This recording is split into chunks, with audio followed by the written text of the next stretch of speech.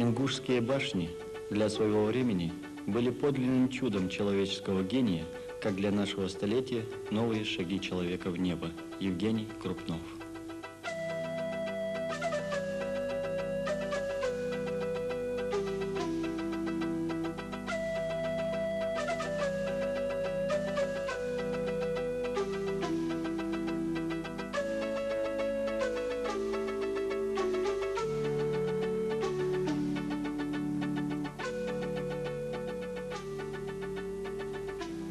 Горная Ингушетия.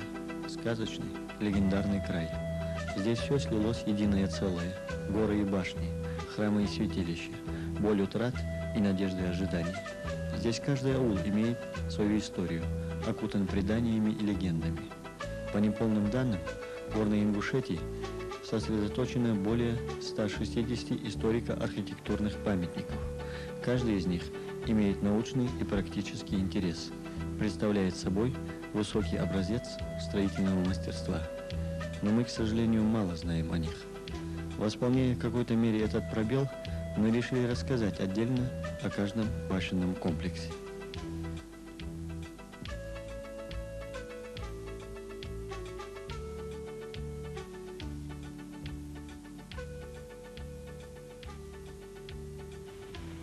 В Мецхал можно попасть двумя путями. На 21-м километре от военно-грузинской дороги ответвляется лента, ведущая на восток, по Джейрахскому ущелью. После пересечения по мосту реки Армхи одна нить дороги круто берет вверх и проходит на высоте птичьего полета по южному склону Мятлома, Столовой горы. Если вы решитесь проехать по этой дороге, остановитесь, посмотрите по сторонам. Внизу струится серебристый поток Армхи. На противоположной горе смешанные леса. Чуть ниже – Джейрах, расположенные на террасах, бывший санаторий Армхи. Это величественно и красиво. Преимущество верхней дороги еще в том, что она пересекает башенные комплексы Фурток, Дагоргишт, Бейни, а подъезжая к Мецхалу, вы увидите справа великолепный Фалхан. Другая дорога, нижняя, проходит через Джейрах, Армхи, Ляшки и отсюда поднимается вверх. Свое название Мецхал, считается, получила от одного из самых почитаемых святилищ Горной Ингушетии – Мят-Сила, расположенного на Столовой горе. Земли вокруг Мецхала, как и близлежащего Фалхан, плодородные. Здесь хорошие пастбища и покосы, вдоволь прозрачной родниковой воды. По преданиям и рассказам старших, жили здесь братья Тач, Джабык и Кус, и переселившийся из Фалхана Кот, то есть Тачиевы, Джабагиевы, Кусиевы и Катиевы. Судьба селения трагична. Уже в наше время, незадолго до выселения 1944 года, башни Мецхал были взорваны работниками НКВД, обвинив жителей в антисоветчине. Маули Катиев, проживающий ныне в Мецхале, был тогда свидетелем этого, как и многие жители окрестных сел. В 1944 году высылали Ачхана соцсайчу январь. Сайчара Цухана Нахчебяха Ялжа, Олнижахажа, Хамаз, Ялчилат, Ярсорик. В 1956 году, 24 декабря, соцсайчхан. А что мгалыш царь Халхади сра? Башня Зилак. Волныш. Уже в 41 году лехтер шаки тажный аньяр тхияр. Хану лехтерш. Гаст лехтерш. Салти бахш би? Салти бар. Лехтер. Так я он я нахчебя меткижи, шия целый лат тижерер. Да фахр кажмыз махар кажмызди, аш кажмыз метлер даж шия целый дар. А в 60 году на Арабия юртж Айвасия чулта, леж бахаш на доан хам халия качиг доан цуалаш чдика юхия чего алла махар кажмыз доя ча тишай метик. Юхия, короче говоря. Микаэл, тавди сра азгал ихтачхана хайгуш варяхаш азгал мш. Да он югдуцл сен халдити. أزال يقتشخان فهم دول تشك حست بال متكت حست بال شكرتير هايج لا تر دق دستي bir vakına bir de erbehadi, saltı yurtta da erbeha. Az yaktaşan kadina, düzyaş kadina beklersin, hayakidi, ziraat giyiş. Yaktaşan az da hakla tati hami duhul salat agar ma ham duat, belki ham qat ki oraya arza. Hala yok. Bahç yol jiyot kız oraya yürü, şey yol.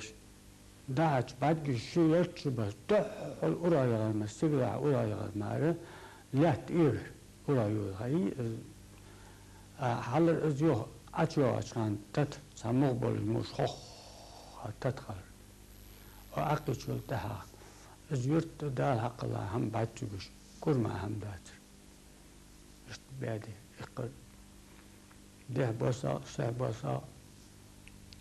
زرت مالي تايدها لخا ستير الله كيرز غالي ير أزير صار 3 متر اي تستي برات غالا شيء مشيوين والله وات أزغال تلقى غال أي رجش غلا مخانيات الشغال تخطوب الشح شغال ذا شيء ليسنش نكليت كدي هتقول شكليت كاي باكوير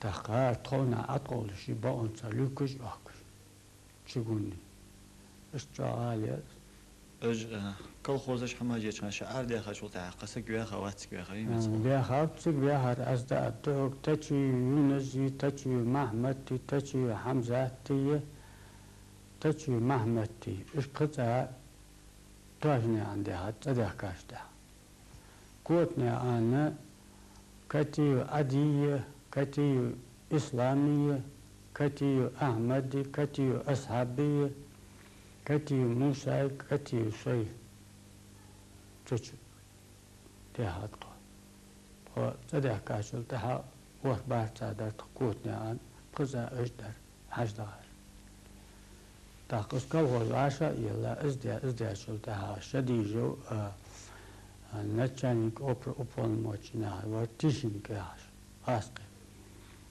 إذا هابها كاسيجا أربعة يرتج أيواسية سيج فيرماش هما دوتيا استايو يرك يرت مصر. История сказала и скажет еще свое слово по поводу уничтожения памятников многовековой истории ингушей. Материалы, порочащие народ, накапливались задолго до 1944 года, и они, пусть и не все, сегодня стали достоянием общественности. Возможно, что уничтожение Мецхала свою роль сыграло и другое обстоятельство. Мецхал – малая родина семьи Джабагиева-Эжи, полковника царской армии, участника русско-турецкой войны 1877 года, награжденного Георгиевскими крестами и другими наградами. О Джабагиевых до сих пор вспоминают некоторые ура-патриоты как о представителях реакционных движений, буржуазных националистах. Политическая, научная, общественная деятельность сыновей Ижи нуждается в кардинальной переоценке и изучению нашими учеными и общественностью. Именам Магомеда и Весенгирея принадлежит одна из заметных страниц истории ингушского народа. Их вспоминают с большим уважением не только на родине, но и далеко за ее пределами. У Весенгирея было 3 дочери – Халимат, Джанет и Тамара.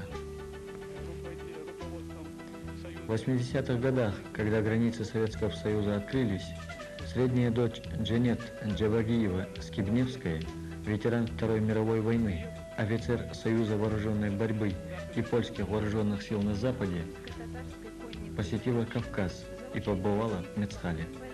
Сопровождавшие ее вспоминают, как она со слезами на глазах гладила камни разрушенных башен, вспоминала, как они с отцом уходили за границу. Письмо Женет в Ингушетию. Вехерово, Польша, 23 сентября 1988 год. Мои дорогие, самые близкие моему сердцу. Хочу всех вас поблагодарить за устроенный мне прием, за то, что осуществилась моя мечта, и я побывала на Кавказе. Всевышний преподнес мне исключительный подарок на исходе моей жизни. Это замечательная страна, моя родина. которая рождает таких замечательных людей. Многолетние скитания, тяжелая жизнь не лишила вас чудесных качеств, теплоты отношения к людям, любви к родной земле и к вашим близким.